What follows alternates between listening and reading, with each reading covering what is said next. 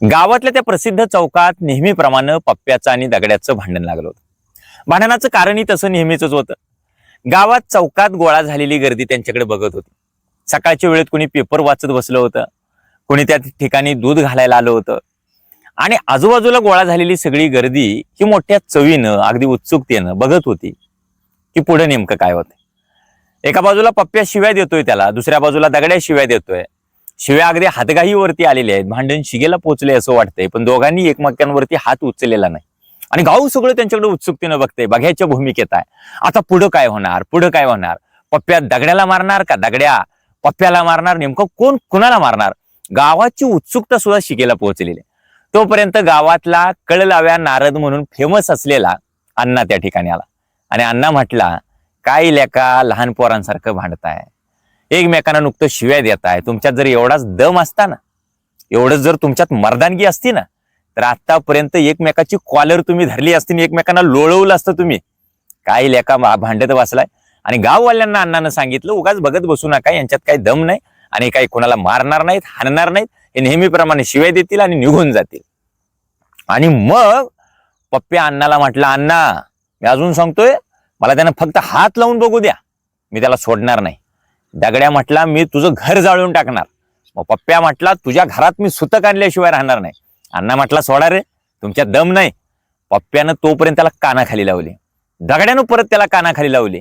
भांडण एवढं शिगेला पोहोचलं की दोघांनी एकमेकांची टाळकी फोडली. अक्षरशः पोलीस केस झाली, कोर्ट कचेरी झाली. अण्णानं भांडण पेटवले खरं आहे, गावाला बघण्यासाठी उत्सुकतेचा विषय झाला, कुणी मध्ये गेलं नव्हतं. दोघेही जखमी झाले. बरीच वर्ष कोर्ट कचेरी चालू राहील आणि नेमकं हेच गावागावातलं चित्र आज आम्हाला टीव्हीवरती बघायला मिळते, मेन स्ट्रीम मीडियामध्ये बघायला मिळते. जो अण्णा आहे ना गावागावातला, तोच अण्णा आज टीव्हीवरती स्टुडिओ अँकरच्या भूमिकेमध्ये. अण्णा फक्त भांडण लावायचं काम करतोय.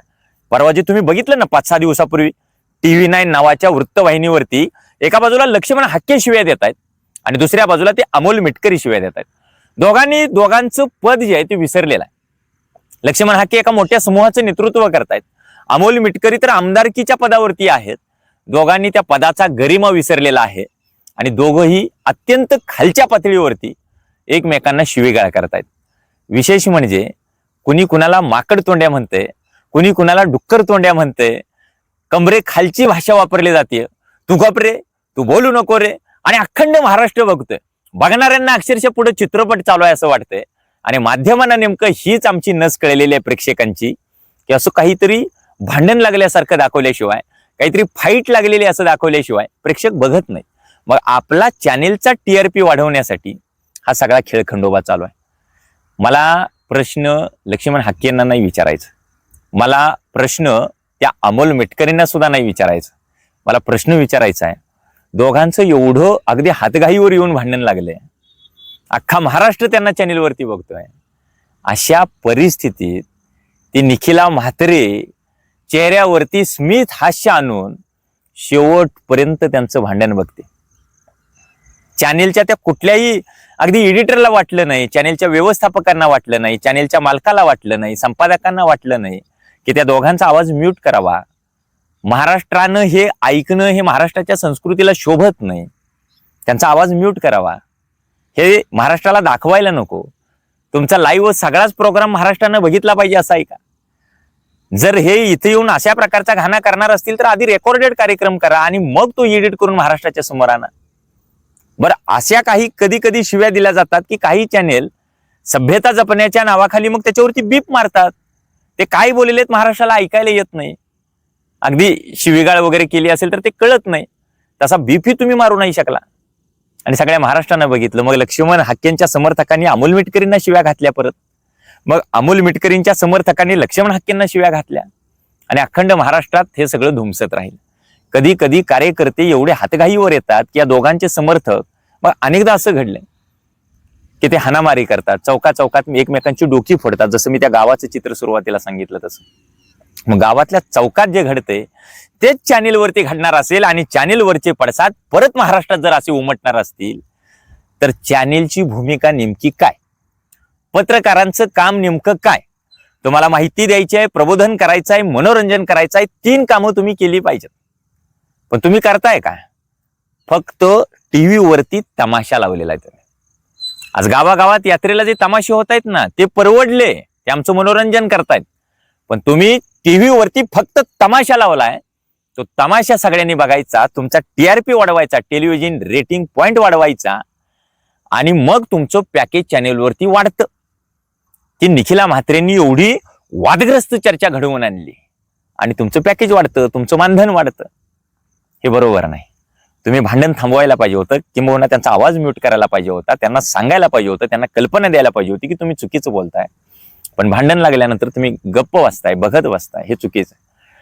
अहो, संत तुकाराम महाराजांनी आम्हाला 300 वर्षांपूर्वी सांगितलंय, घासावा शब्द, तासावा शब्द, तोलावा शब्द बोलण्यापूर्वी.